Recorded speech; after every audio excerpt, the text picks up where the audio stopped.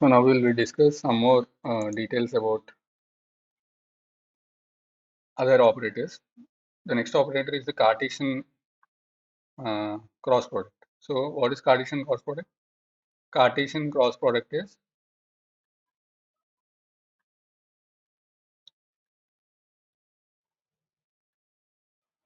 indicated by the symbol of a multiplication sign.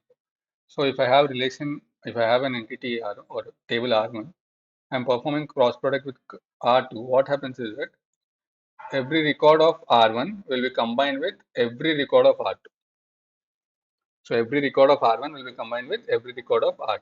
For example, take A as the first set, which has the records 1, 2, 3, and 4. Okay. And B is another set which has records 4, 8, and 7. Now, if I perform a cross product between A and B, what will happen is 1 will be combined with 4. Okay. That will be one record. 1 will be combined with 8, and 1 will be combined with 7. Similarly, 2 will be combined with 4, 2 will be combined with 8, and 2 will be combined with 7. Then 3 will be combined with 4, 3 will be combined with 8, and 3 will be combined with 7. Finally, 4 will be combined with 4, 4 will be combined with 8, and 4 will be combined with 7. Thus, if A has m records and B has n records, A cross B, or the Cartesian product of A and B, will have mn records.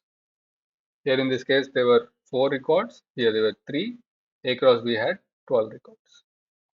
So that is Cartesian cross product. Now, how to perform Cartesian cross product in case of using tables? I'll just show with an example. Suppose I have an employee table, employee and a department table. So in the employee table, I have these records 101, 2, 3, 4, 5, 6, 7, 8, 9, 10, and 11. So 11 employees I have. They have their own salaries and they work in different departments. There are few employees who do not work in certain departments also. So what are the departments? They are shown in the department table. So here I have 7 departments. So 7 departments. Now when I perform the Cartesian cross product of employee join, we perform it using MySQL. Then what will happen? Every employee, for example, take the first employee. Uh, First employee is Shaker. So this record will be combined with all the 7 records of the department table. So I'll perform the join and show you. You can see that this Shaker is repeated 7 times and is combined with all the records of department table. Similarly, the next record from the employee table is again combined with the second records of department table. Again, the third record is combined with all the records of the department table, and so on. Okay. Now coming to the next operator, which is the join operator. There are basically 2 types of joins: inner join and outer join.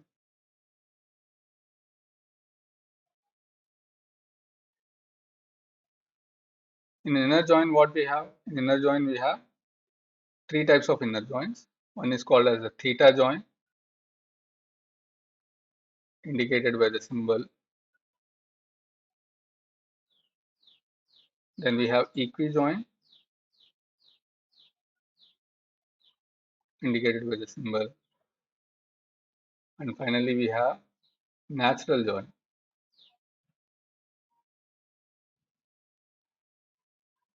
indicated by the symbol.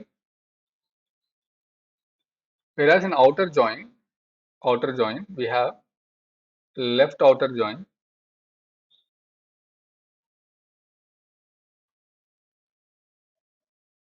which is indicated by the symbol.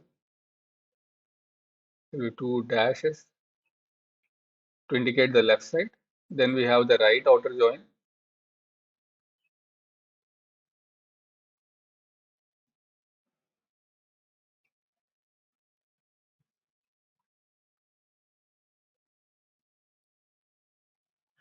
Then we have the full outer join.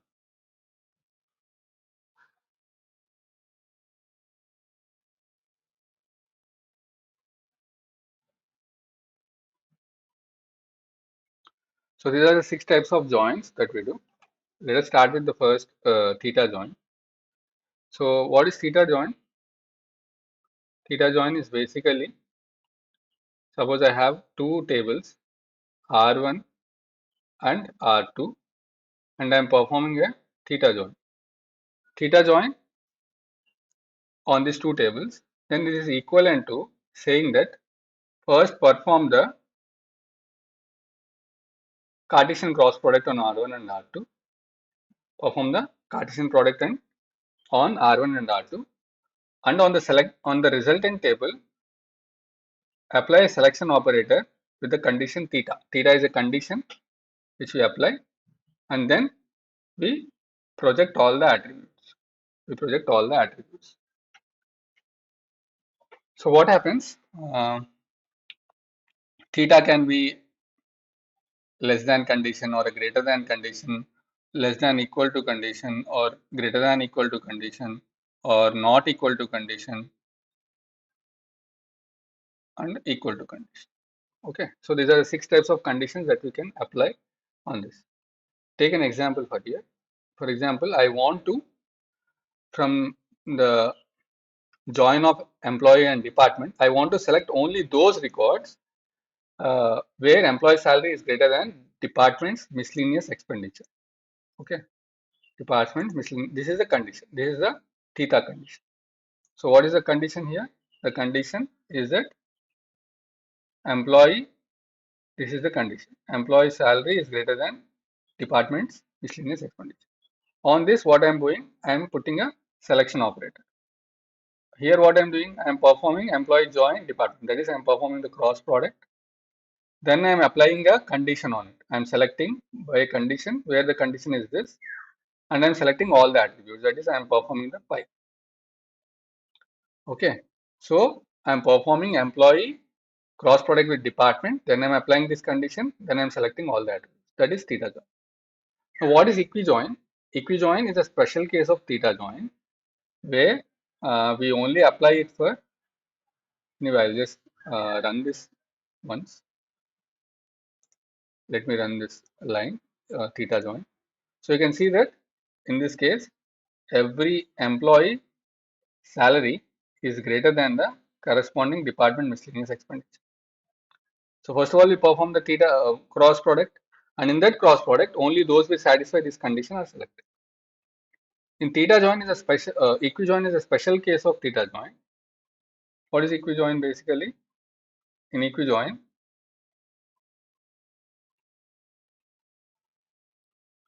only the equal to condition is taken. Okay. Suppose I have R1 equijoin R2. How do I do it? It is equivalent to saying first perform R1 cross product R2, then select only those attributes which satisfy some equality condition, and not the attribute, only those records which satisfy the equality condition, then display all the attributes of those records. So for example, in this case, we have taken an example here where we are selecting only those employees whose department ID is equal to the department's table department ID. So only those employees whose department ID matches with that, we are going to take it. So it is like this is the equality condition. So this is the equality condition, and we are performing it on employee join department. So here I am performing the cross product, and then I am selecting only those employees which satisfy this equality condition. So equijoin is a special kind of case of theta join. Next comes the natural. If you run this, I'll just run this code. You can see that in all the records, department ID matches with the department ID of the department table. The first four columns belong to the employee, the next three columns belong to the department. And you can see that these two are equal in all the records. So now obviously there is no point in maintaining two columns having the same details. So that is what natural join does. Natural join is nothing but natural join is where we perform. Natural join can be performed only when the two tables have a common attribute. Here in this case, the department ID is common for both the tables, for the employee table as well as the uh, department table. So when I perform the natural join, it is like performing the equijoin with this common attribute and then dropping the additional redundant column. So let me run this. When I perform the natural join, you can clearly see that it is performed on the department ID, which is common attribute to both the tables. Then from the employee table, I have these three columns: employee ID, F name, and salary. And from the department table, I have department name and department miscellaneous. This is common to both the tables. So now coming to the outer join, the left outer join. What we do in left outer join? Just now we have mentioned that in equijoin or in the theta join, we are selecting only those tuples from the only those records from the Cartesian cross product which satisfy a particular condition. What will happen to those records which don't satisfy this condition? They are left out, right? They are not displayed at all. Whereas in case of left outer join, those records from the left table, those records from the, suppose I have R1, and R2, R1 and R2. There may be some records which do not satisfy this particular theta condition. Even those records from R1, not from R2, but in the left outer join, because it's the left table. In the left outer join, what we do, those records from R1 which may not satisfy the condition theta are still in the left outer join, are still placed in the left outer join. Only thing that their corresponding values from the right table are made null because there is no condition satisfying. For example, let me run this left outer join. Here we can see that this record doesn't satisfy the condition where salary of the where department ID matches with the uh, uh, department ID of the department table. There is no matching here. Even then, I have placed this record, but correspondingly from the right table, the values are placed null. So if I show in terms of set theory, suppose if I have this two sets A and B, okay, in theta join, those which satisfy this condition only they are placed, okay. Whereas in left outer join, even those tuples which do not satisfy this condition are placed in the output, but for the left side, I mean left table, the corresponding values from the right table are made null. So this is left outer join. So all the records from the left table are still placed in the output, but their corresponding values in the right are placed null. The right outer join is exactly opposite to this, where from the right table we take all the records, and correspondingly those which does not satisfy the condition, they have null values in the left. Okay. Full outer join is just the union of both. If the records, those records which satisfy the condition, which do not satisfy condition from the left side are still placed, and the corresponding values are made null on the right.